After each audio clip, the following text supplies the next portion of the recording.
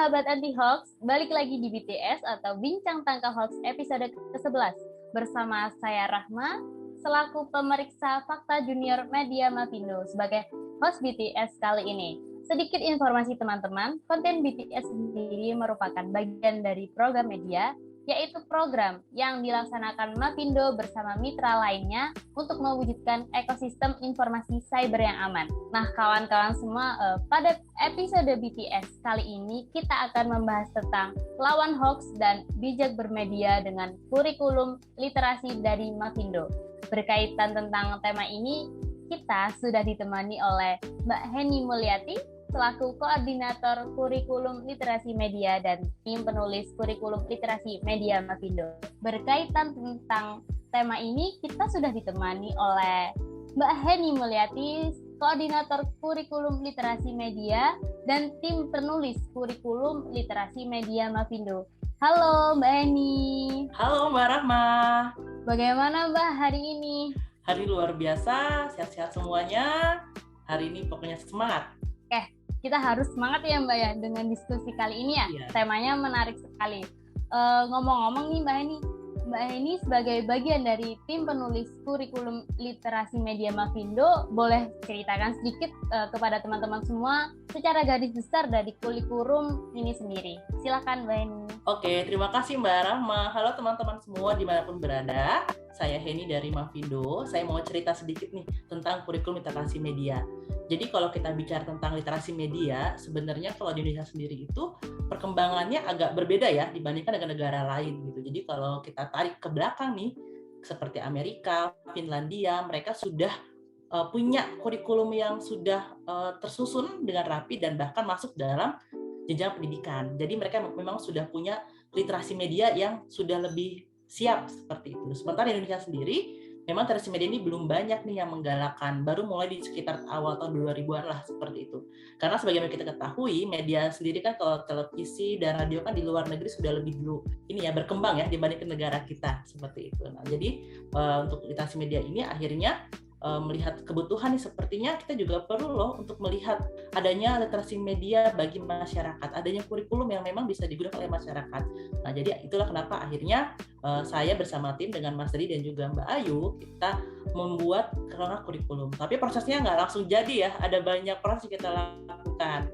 Nah, dan juga saya juga mau menyampaikan terkait dengan literasi media ini. Jadi dari banyaknya rujukan yang kami sudah cari, baik dari UNESCO maupun juga dari penelitian-penelitian yang terkait. Jadi kami membuat kesimpulan nih, apa sih yang mau kita ingin dari literasi media? Nah, jadi literasi media itu merupakan kemampuan seseorang dalam mengakses, memahami, mengevaluasi, memverifikasi, dan memproduksi konten media dalam konteksnya literasi berita dan literasi informasi.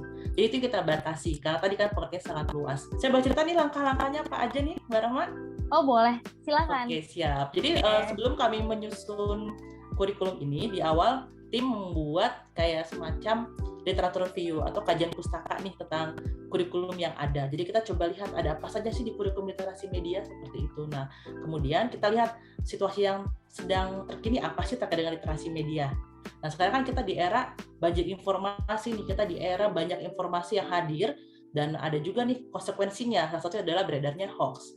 Nah, itulah kenapa akhirnya kita melihat nih, kan kalau literasi media ini sangat luas ya. Kami merangkum dari bukunya Herlina yang sudah terbit ya, yang menyebutkan bahwa ada banyak jenis kurikulum literasi media, bahkan sangat luas nih berdasarkan pesan, berdasarkan halayaknya. Nah, itulah akhirnya jadi sangat luas literasi media. Nah, melihat konteks informasi yang beredar, akhirnya kami dari Mavindo membatasi pada literasi berita dan literasi informasi. Jadi emang nggak semua. Jadi kalau mau bicara literasi media itu ada yang dia konteksnya literasi untuk iklan, literasi untuk banyak jenisnya seperti itu. Jadi penting banget ya literasi media di Mavindo ini ya, karena memang di Indonesia jarang sekali ya Mbak ya. Betul banget. Kalau boleh tahu nih Mbak, siapa saja pihak yang terlibat dalam penulisan kurikulum literasi media Mavindo selain Mbak Heni? Nah, jadi kalau bicara timnya siapa aja, tadi kita ada timnya, ada Mbak Ayu, ada Mas Ri, dan saya sendiri. Nah, tapi kami nggak sendiri ujuk-ujuk bikin nih, karena kami ada tahap selain kita melakukan kajian pustaka, kita ada diskusi kelompok terarah atau focus group discussion. Jadi kami ada satu diskusi dengan para mitra juga para pakar di literasi media. Kita ngobrol nih sama para pakar, literasi medianya seperti apa ya? Harapannya kayak gimana? Terus bedanya dari literasi digital seperti apa? Nah, jadi kita ada sebuah proses diskusi. Nah, hasil diskusi tersebut itu menjadi dasar kami untuk membuat kurikulum literasi media. Jadi kita diskusi, ada pakar misalnya si A menyebutkan, wah kita butuh nih literasi media yang mengajak ini. Permasalahannya seperti ini nih. Nah, itulah yang kita ramu menjadi bahan untuk dalam kurikulum literasi media yang kita susun.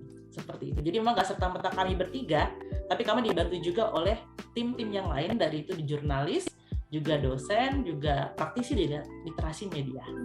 Oh iya, jadi untuk membuat kurikulum ini nggak hanya dari tim Mavindo saja, tapi bekerja sama dengan pakar-pakar yang lain ya Mbak ya. Selain berupaya untuk memberikan sebuah kesadaran kritis kepada masyarakat saat berhadapan dengan suatu media, apa tujuan lain dari dibuatnya kurikulum ini? Oke, kalau bicara tentang tujuannya, kita kan ada 5 kompetensi nih semua teman-teman ya. Ada kompetensi mengakses, ada memahami, mengevaluasi, memverifikasi, dan memproduksi. Nah, dari kompetensi ini kami mengurutkan menjadi tujuan-tujuan. Misalnya nih, kalau bicara mengakses, tujuannya apa sih? Kita pengen masyarakat bisa mengidentifikasi perkembangan media, jenisnya, dan cara menggunakannya seperti apa. Itu untuk kompetensi mengakses. Nah, kalau bicara tentang memahami, kita ingin nih masyarakat bisa menjelaskan permasalahan terkait dengan berkembangnya media, juga tentang bagaimana sih menjelaskan fungsi media, juga menjelaskan jenis-jenis konten di media, menjelaskan pentingnya literasi media untuk membentuk ekosistem informasi yang aman bagi semua,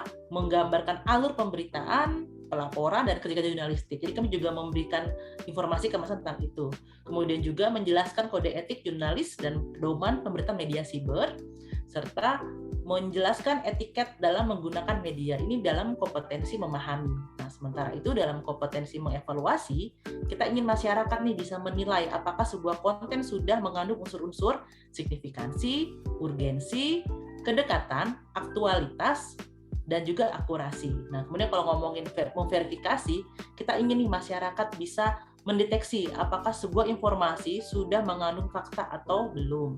Nah, untuk memproduksi, kita pengen nih masyarakat tuh bisa merancang sebuah konten yang di dalamnya mengandung unsur pemberdayaan dan bermanfaat bagi orang lain. Itulah tujuan kita yang kita susun. Jadi mengacu pada kompetensi, diturunkan kepada tujuan-tujuan untuk kurikulum literasi media. Ya, jadi ada 5 kompetensi. Yang pertama mengakses, memahami, mengevaluasi, memverifikasi, dan yang terakhir apa tadi Mbak Eni? Memproduksi. Oke, baik. Dengan disebutkannya 5 kompetensi yang Mbak Eni sebutkan, bagaimana sistematika penyusunan kurikulum literasi media Mavindo, Mbak? Oke, ada 4 bab dalam kurikulum yang kami susun. Jadi ada bab pertama, kita bicara tentang kurikulum literasi media. Ini lebih pada teorinya, landasannya seperti apa, kemudian juga bagaimana sih perkembangan media dan sebagainya. Itu di bab 1. Termasuk juga kita membahas tentang tujuan dari literasi media itu sendiri di bab 1 di kurikulum literasi media. Di bab 2 itu bicara tentang panduan fasilitator. Jadi kami nggak pingin ini cuma teori saja, tapi bagaimana sih kalau kita di lapangan mengajarkan literasi media, ada panduan nih untuk fasilitator. Nah, dia akan ada step-stepnya, ada langkah-langkahnya, bisa kita ikutin. Jadi langkahnya sangat teknis ya, misalnya fasilitator nih pada sesi pembukaan dia ngapain, kemudian ada sesi inti untuk aktivitasnya, nanti fasilitator dia melakukan apa, ada juga aktivitas untuk para pesertanya. Jadi kita membuat proses yang dia tersistematis tiap sesinya. Jadi ada 5 sesi seperti itu.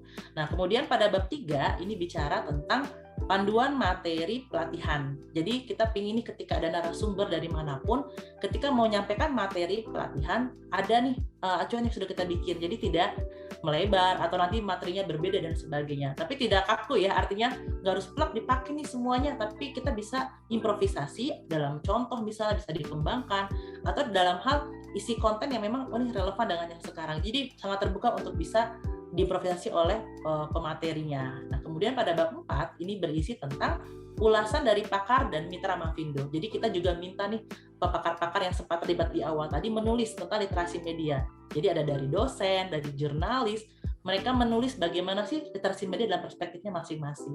Jadi itu 4 bab yang ada dalam kurikulum literasi media Mavindo. 4 bab ini mencakup semuanya ya Mbak ya, berhubungan dengan fasilitator, materi, dan peserta, terus mendapatkan ulasan, meminta ulasan dari pakar-pakar yang ahli ya. Betul sekali Mbak Rahma. Jadi dengan dibuatnya kurikulum ini, apakah ada segmentasi khusus yang ingin disasar oleh Mavindo sendiri, Mbak? Ya, kami tidak membatasi ya pada siapapun yang ingin menggunakan. Jadi kami melihat siapapun yang memang ingin mengajarkan literasi media, misalnya di sekolah atau di komunitas atau di jurnalis, bisa menggunakan acuan yang sudah kami susun ini. Jadi bisa nih digunakan misalnya, oh saya nih punya komunitas, saya pengen ngajarin ke remaja bagaimana literasi media. Bisa nanti menggunakan kurikulum sudah kami susun. Karena kurikulum yang disusun ini kita sudah ada langkah-langkah alurnya, termasuk juga bagaimana untuk evaluasinya, kita juga sudah memberikan panduannya di sana. Jadi ibarat paket, ini paket lengkap nih, jadi nggak cuma teorinya aja, tapi bagaimana sih di lapangan nanti kita bisa praktiknya langsung, seperti itu. Jadi ini segmentasinya dan kurikulumnya bisa untuk semua kalangan ya Mbak ya? Betul sekali, tinggal nanti konteksnya disesuaikan ya, misalnya kalau kita bicara untuk ke sekolah, untuk contoh-contoh misalnya, jadi yang menyasar di pendidikan, atau dalam konteks untuk media, nanti bisa disesuaikan dengan konteksnya. Jadi memang kita fleksibel, bisa digunakan oleh siapa saja yang memang ingin belajar lebih lanjut tentang literasi media. Baiklah Mbak Heni, wah sayang sekali teman-teman, kita sudah berada di akhir acara. Terima kasih Mbak Heni atas sharing dan waktunya hari ini, sangat bermanfaat sekali ya ilmu-ilmu yang diberikan. Semoga tim literasi Mavindo diberikan kesehatan dan semangat dalam menyebarkan kebaikan ya. Semoga bahasan kita kali ini juga dapat menambah wawasan bagi para kawan-kawan semuanya akan pentingnya meningkatkan literasi diri agar tidak mudah terpapar hoax. Sahabat anti hoax juga bisa komen di bawah tentang pendapat atau tanggapan terkait konten BTS ini, dan juga memberikan saran konten-konten seperti apa sih yang akan seru untuk dibahas di episode selanjutnya. Jangan lupa subscribe YouTube Mavindo untuk konten edukatif yang seru lainnya. Dengan ini saya Rahma dan saya Heni pamit undur diri. Sampai jumpa di episode BTS selanjutnya. Dadah.